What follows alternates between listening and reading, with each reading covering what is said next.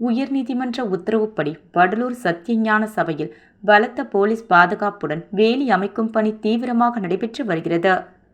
கடலூர் மாவட்டம் வடலூரில் வள்ளலார் நிறுவிய சத்திய ஞான சபை அமைந்துள்ளது. இந்த சத்திய ஞான சபையை அமைப்பதற்கு பார்வதிபுரம் கிராம மக்கள் 106 ஏக்கர் நிலத்தை வள்ளலாருக்கு தானமாக கொடுத்தனர். இதில் சத்திய ஞான சபை, தர்மசாலை உள்ளிட்டவை அமைந்துள்ளது.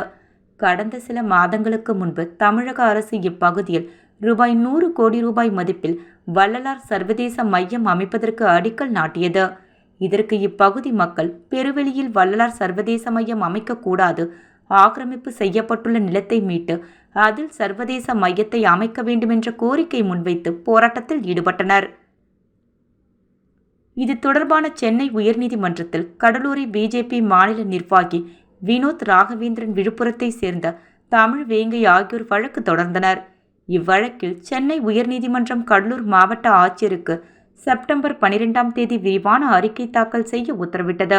மேலும் ஆக்கிரமிப்பு செய்யப்பட்டதாக கூறப்படும் 34 ஏக்கர் நிலங்கள் தற்போது யார் பெயரில் உள்ளது என்ற விவரத்தையும் அளிக்க உத்தரவிட்டது.